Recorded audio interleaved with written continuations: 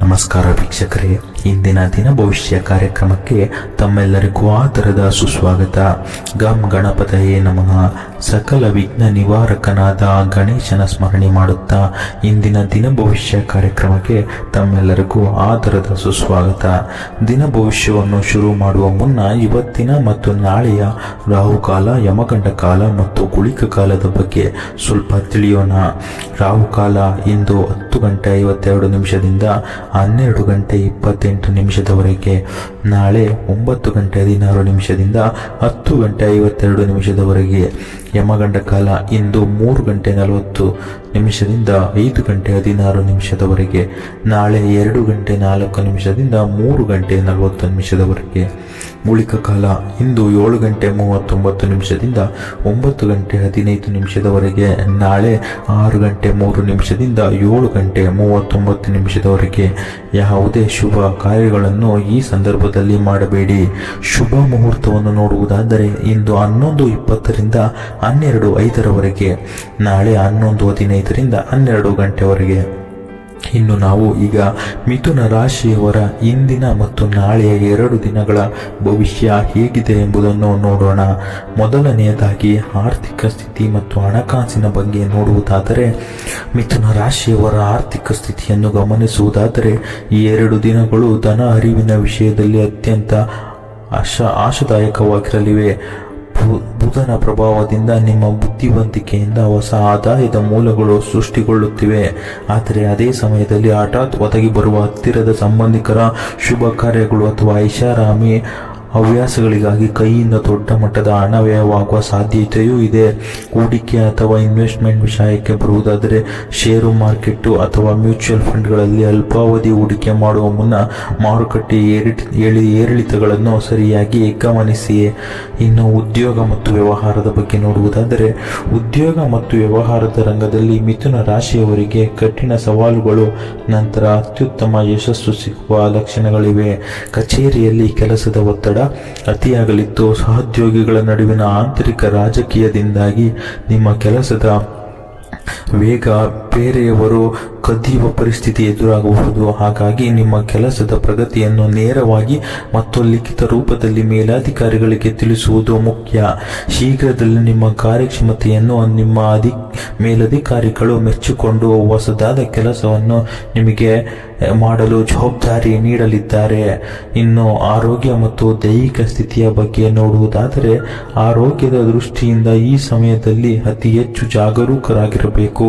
ಅತಿಯಾದ ಮಾನಸಿಕ ಚಿಂತೆ ಮತ್ತು ಕೆಲಸದ ಒತ್ತಡದಿಂದಾಗಿ ತಲೆನೋವು, ಕಣ್ಣಿನ ದೃಷ್ಟಿ ಮಂದವಾಗುವುದು ಅಥವಾ ರಕ್ತದೊತ್ತಡ ಏರುಪೇರು ಕಾಣಿಸಿಕೊಳ್ಳುವುದು. ವಿಶೇಷವಾಗಿ ಮಧ್ಯಾಹ್ನದ ಸಮಯದಲ್ಲಿ ಅತಿಯಾದ ಬಿಸಿಲಿನಲ್ಲಿ ಓಡಾಡುವಾಗ ಅಥವಾ ವಾಹನ ಚಾಲನೆ ಮಾಡುವಾಗ ತಲೆ ಸುತ್ತು ಬರುವ ಸಾಧ್ಯತೆ ಇರುವುದರಿಂದ ಹೊರಗಿನ ಜಂಕ್ ಫುಡ್ ಅನ್ನು ಮತ್ತು ಮಸಾಲೆಯುಕ್ತ ಆಹಾರಗಳನ್ನು ಸಂಪೂರ್ಣವಾಗಿ ನೀವು ತಿನ್ನುವುದನ್ನು ನಿಲ್ಲಿಸುವುದು ಒಳ್ಳೆಯದು. ನಂತರದ ದಿನಗಳಲ್ಲಿ ದೈಹಿಕ ಚೈತನ್ಯ ಪುನಃ ಮರಳಲಿದ್ದು, ಹಳೆಯ ಕಾಯಿಲೆಗಳಿಂದ ಬಳಲುತ್ತಿದ್ದವರಿಗೆ ಸ್ವಲ್ಪ ನಿರಾಳತೆ ಸಿಗಲಿದೆ. ಆದಾಗ್ಯೂ ಮನೆಯಲ್ಲಿರುವ ತಾಯಿಯ ಆರೋಗ್ಯದ ಕಡೆ ನಿರ್ಲಕ್ಷ್ಯ ಬೇಡ. ನಿಮ್ಮ ಮಾನಸಿಕ ನೆಮ್ಮದಿಗಾಗಿ ದಿನದ ಆರಂಭದಲ್ಲಿ ಕನಿಷ್ಠ 10 ನಿಮಿಷ ಪ್ರಾಣಾಯಾಮ ಅಥವಾ ಧ್ಯಾನ ಮಾಡುವುದು ದೇಹ ಮತ್ತು ಮನಸ್ಸಿಗೆ ಧನಾತ್ಮಕ ಶಕ್ತಿಯನ್ನು ನೀಡುತ್ತದೆ. ಇನ್ನು ಕೌಟುಂಬಿಕ ಜೀವನದ ವಿಚಾರಕ್ಕೆ ಬರುವುದಾದರೆ, ಕುಟುಂಬದ ವಿಷಯಕ್ಕೆ ಬಂದರೆ ವೈವಿಧ್ಯಮಯ ಅನುಭವಗಳು ಎದುರಾಗಲಿವೆ. ಜಂಟಿ ಕುಟುಂಬದಲ್ಲಿ ಇರುವವರಿಗೆ ಸಣ್ಣ ಪುಟ್ಟ ಮಾತುಕತೆಗಳು ಅಥವಾ ಆಸ್ತಿ ಹಂಚಿಕೆಯ ವಿಚಾರಗಳು ದೊಡ್ಡ ಜಗಳಕ್ಕೆ ಕಾರಣವಾಗಬಹುದು. ಮಕ್ಕಳ ಶಿಕ್ಷಣ ಅಥವಾ ಭವಿಷ್ಯದ ವಿಷಯದಲ್ಲಿ ದಂಪತಿಗಳ ನಡುವೆ ಗೊಂದಲ ಉಂಟಾಗುವ ಸಾಧ್ಯತೆ ಇರುವುದರಿಂದ ಮನೆಯಲ್ಲಿ ಶಾಂತಿ ಕಾಪಾಡಲು ನೀವು ಕೆಲವು ಸಂದರ್ಭಗಳಲ್ಲಿ ಮೌನವಾಗಿರುವುದೇ ಒಳ್ಳೆಯದು. ಆದರೆ ನೆಗೆಟಿವ್ ಎನರ್ಜಿ ಹೆಚ್ಚು ದಿನ ಇರುವುದಿಲ್ಲ. ಹಿರಿಯರ ಮಧ್ಯವರ್ತಿಕೆಯಿಂದ ಹಳೆಯ ಕೌಟುಂಬಿಕ ಕಲಹಗಳಿಗೆ ಒಂದು ಶಾಶ್ವತ ಪರಿಹಾರ ಸಿಗಲಿದೆ. ಮನೆಯಲ್ಲಿ ಶುಭ ಕಾರ್ಯಗಳನ್ನು ನಡೆಸುವ ಬಗ್ಗೆ ಅಥವಾ ಧಾರ್ಮಿಕ ಪ್ರವಾಸ ಕೈಗೊಳ್ಳುವ ಬಗ್ಗೆ ಕುಟುಂಬದ ಸದಸ್ಯರೊಂದಿಗೆ ಪ್ರೀತಿಯಿಂದ ಕುಳಿತು ಚರ್ಚೆ ಮಾಡುವ ಸಂದರ್ಭ ಒದಗಿ ಬರಲಿದ್ದು, ಒಟ್ಟಾರೆಯಾಗಿ ಕುಟುಂಬದಿಂದ ನಿಮಗೆ ಪೂರ್ಣ ಬೆಂಬಲ ಸಿಗಲಿದೆ. ಇನ್ನು ಪ್ರೀತಿ ಮತ್ತು ವೈವಾಹಿಕ ಜೀವನದ ಅಂಶವನ್ನು ನೋಡುವುದಾದರೆ, ಪ್ರೀತಿ ಮತ್ತು ಪ್ರೇಮದ ವಿಷಯದಲ್ಲಿ ಆರಂಭದಲ್ಲಿ ಸ್ವಲ್ಪ ಪರೀಕ್ಷೆಯ ಸಮಯವಿದ್ದರೂ ನಂತರ ಸಂತಸದ ದಿನಗಳು ಎದುರಾಗಲಿವೆ. ಮೂರನೇ ವ್ಯಕ್ತಿಯ ಅಥವಾ ಸ್ನೇಹಿತರ ಮಾತನ್ನು ಕೇಳಿ ನಿಮ್ಮ ಸಂಗಾತಿಯನ್ನು ಸಂಶಯದ ಕಣ್ಣಿನಿಂದ ನೋಡಬಾರದು, ಏಕೆಂದರೆ ಸಣ್ಣ ತಪ್ಪು ತಿಳುವಳಿಕೆ ಕೂಡ ದೊಡ್ಡ ಬ್ರೇಕಪ್ಗೆ ಕಾರಣವಾಗಬಹುದು.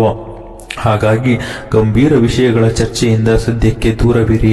ಶೀಘ್ರದಲ್ಲೇ ಪ್ರೀತಿಯಲ್ಲಿ ಮಧುರತೆ ಬರಲಿದ್ದು ಸಂಗಾತಿಗೆ ಸರ್ಪ್ರೈಸ್ ಗಿಫ್ಟ್ ಕೊಡುವ ಮೂಲಕ ಮುನಿಸನ್ನು ರದ್ದು ಮಾಡಬಹುದು. ಇನ್ನು ವಿವಾಹಿತರಿಗೆ ಈ ಸಮಯ ಅತ್ಯಂತ ರೊಮ್ಯಾಂಟಿಕ್ ಆಗಿರಲಿದ್ದು ಹೆಂಡತಿಯ ಕಡೆಯಿಂದ ನಿಮಗೆ ಆರ್ಥಿಕ ಸಹಾಯ ಅಥವಾ ವೃತ್ತಿಪರ ಲಾಭ ಸಿಗುವ ಸಾಧ್ಯತೆ ಇದೆ. ಹೊಸದಾಗಿ ಸಂಬಂಧ ಹುಡುಕುತ್ತಿರುವವರಿಗೆ ಸೂಕ್ತ ಕಡೆಯಿಂದ ಸಕಾರಾತ್ಮಕ ಪ್ರತಿಕ್ರಿಯೆ ಬರಲಿದೆ. ಶಿಕ್ಷಣ ಮತ್ತು ವಿದ್ಯಾರ್ಥಿ ಜೀವನದ ಬಗ್ಗೆ ನೋಡುವುದಾದರೆ ವಿದ್ಯಾರ್ಥಿಗಳಿಗೆ ಈ ಸಮಯವು ತುಂಬಾ ಪ್ರಮುಖವಾಗಿದೆ. ಮನಸ್ಸು ಒಂದು ಕಡೆ ನಿಲ್ಲದೆ ಸೋಂಬೇರಿತನ ಅಥವಾ ಸಾಮಾಜಿಕ ಜಾಲತಾಣಗಳು ಹಾಗೂ ಮೊಬೈಲ್ ಗೇಮ್ಸ್ಗಳ ವ್ಯಾಮೋಹದಿಂದಾಗಿ ಓದಿನಲ್ಲಿ ಏಕಾಗ್ರತೆಯ ಕೊರತೆ ಕಾಡಬಹುದು. ಪರೀಕ್ಷೆಗಳು ಹತ್ತಿರ ಬರುತ್ತಿದ್ದರೆ ಇಂತಹ ನಿರ್ಲಕ್ಷ್ಯದ ಮುಂದೆ ಭಾರಿ ನಷ್ಟ ತರಬಹುದು. ಎಚ್ಚರ. ಆದರೆ ಗ್ರಹಗತಿಗಳ ಬದಲಾವಣೆಯಿಂದ ಓದಿಗೆ ಪೂರಕ ವಾತಾವರಣ ನಿರ್ಮಾಣವಾಗಲಿದ್ದು ಕಳೆದು ಹೋದ ಏಕಾಗ್ರತೆ ಮತ್ತೆ ಮರಳಿ ಬರಲಿದೆ ಮತ್ತು ಕಠಿಣವಾದ ಸಬ್ಜೆಕ್ಟ್ಗಳನ್ನು ಸುಲಭವಾಗಿ ಅರ್ಥ ಮಾಡಿಕೊಳ್ಳಲು ಈ 2 ದಿನ ತುಂಬಾ ಸೂಕ್ತವಾಗಿದೆ. ಶಿಕ್ಷಕರಿಂದ ಅಥವಾ ಹಿರಿಯ ಸಹೋದರರಿಂದ ಪ್ರಮುಖ ಮಾರ್ಗದರ್ಶನ ಸಿಗಲಿದ್ದು ಸ್ಪರ್ಧಾತ್ಮಕ ಪರೀಕ್ಷೆ ಬರೆಯುತ್ತಿರುವವರಿಗೆ ಹೊಸ ಭರವಸೆ ಮೂಡಲಿದೆ. ಪ್ರಯಾಣ ಮತ್ತು ಸ್ಥಳಾಂತರದ ಬಗ್ಗೆ ನೋಡುವುದಾದರೆ ಪ್ರಯಾಣದ ವಿಷಯದಲ್ಲಿ ಸಾಕಷ್ಟು ಮುನ್ನೆಚ್ಚರಿಕೆ ಅಗತ್ಯವಿದೆ. ಆರಂಭದಲ್ಲಿ ದೂರದ ಪ್ರಯಾಣವನ್ನು ಆದಷ್ಟು ಅವಾಯ್ಡ್ ಮಾಡುವುದು ಒಳ್ಳೆಯದು. ವಿಶೇಷವಾಗಿ ದ್ವಿಚಕ್ರ ವಾಹನಗಳಲ್ಲಿ ಲಾಂಗ್ ಡ್ರೈವ್ ಹೋಗುವುದು. ಹೆದ್ದಾರಿಗಳಲ್ಲಿ ಜಾಗರೂಕರಾಗಿರಬೇಕು. ವಾಹನ ಕೈಕೊಟ್ಟು ಮಧ್ಯದಾರಿಯಲ್ಲಿ ಸಿಲುಕಿಕೊಳ್ಳುವ ಅಥವಾ ಟ್ರಾಫಿಕ್ ಫೈನ್ ಕಟ್ಟುವ ಯೋಗವಿದೆ. ಆದರೆ ಕಚೇರಿ ಅಥವಾ ಬಿಸಿನೆಸ್ ನಿಮಿತ್ತ ನೀವು ಮಾಡುವ ಜರ್ನಿಗಳು ಅತ್ಯಂತ ಸುಖದಾಯಕ ಮತ್ತು ಲಾಭದಾಯಕವಾಗಿರಲಿವೆ ಹಾಗೂ ಹೊಸ ಡೀಲ್ಗಳು ತಂದುಕೊಡುತ್ತವೆ. ಉದ್ಯೋಗದ ಕಾರಣಕ್ಕಾಗಿ ಬೇರೆ ಊರಿಗೆ ಅಥವಾ ಹೊಸ ಮನೆಗೆ ಶಿಫ್ಟ್ ಆಗಲು ಯೋಚಿಸುತ್ತಿದ್ದರೆ ಅದಕ್ಕೆ ಸಂಬಂಧಿಸಿದ ಮುಂಗಡ ಹಣ ಕೊಡಲು ಇದು ಶುಭ ಸಮಯವಾಗಿದೆ. ಹೊಸ ಖರೀದಿ ಮತ್ತು ಮಾರಾಟದ ವಿಚಾರಕ್ಕೆ ಬರುವುದಾದರೆ ಹೊಸ ವಸ್ತುಗಳ ಖರೀದಿ ಮತ್ತು ಮಾರಾಟದ ವಿಷಯದಲ್ಲಿ ಗ್ರಹಗತಿಗಳು ಮಿಶ್ರ ಫಲ ನೀಡುತ್ತಿವೆ.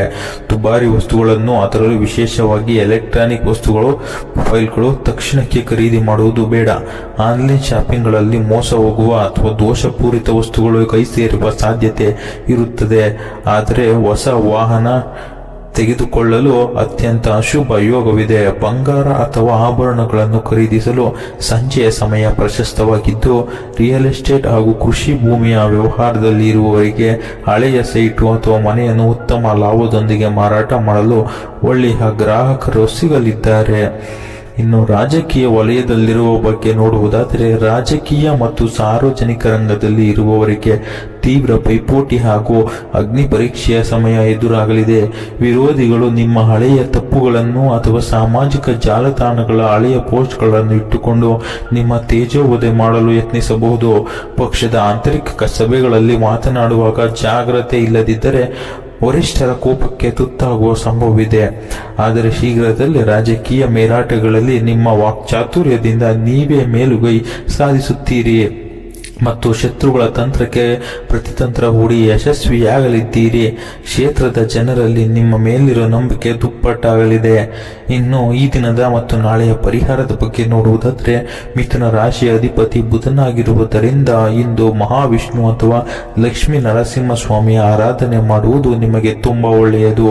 ವಿಷ್ಣು ಸಹಸ್ರನಾಮ ಪಠಿಸಿ ಅಥವಾ ಓಂ ನಮೋ ನಾರಾಯಣಾಯ ಮಂತ್ರವನ್ನು ಜಪಿಸಿ. ಇನ್ನು ಹಸಿರು ಹೆಸರು ಬೇಳೆ, ಹಸಿರು ತರಕಾರಿ ಅಥವಾ ಹಸಿರು ಬಣ್ಣದ ಬಟ್ಟೆಯನ್ನು ದಾನ ಮಾಡುವುದರಿಂದ ಮಾನಸಿಕ ಶಾಂತಿ ಸಿಗುತ್ತದೆ ಮತ್ತು ಕೆಲಸಗಳಲ್ಲಿನ ಅಡೆತಡೆಗಳು ನಿವಾರಣೆಯಾಗುತ್ತವೆ. ನಿಮ್ಮ ಅದೃಷ್ಟದ ಬಣ್ಣ ತಿಳಿ ಹಸಿರು, ಹಳದಿ ಅಥವಾ ಬಿಳಿ. ಅದೃಷ್ಟದ ಸಂಖ್ಯೆ 5 ಮತ್ತು 6. ಇದಿಷ್ಟು ಕೂಡ ಇಂದು ಮತ್ತು ನಾಳೆಯ ಮಿಥುನ ರಾಶಿಯವರ ದಿನ ಭವಿಷ್ಯವಾಗಿದ್ದು ಇದೇ ರೀತಿ ಹೆಚ್ಚು ವಿಡಿಯೋಸ್ಗಳಿಗಾಗಿ ನಮ್ಮ ಚಾನೆಲ್ ಅನ್ನು ಸಬ್ಸ್ಕ್ರೈಬ್ ಮಾಡಿಕೊಳ್ಳಿ.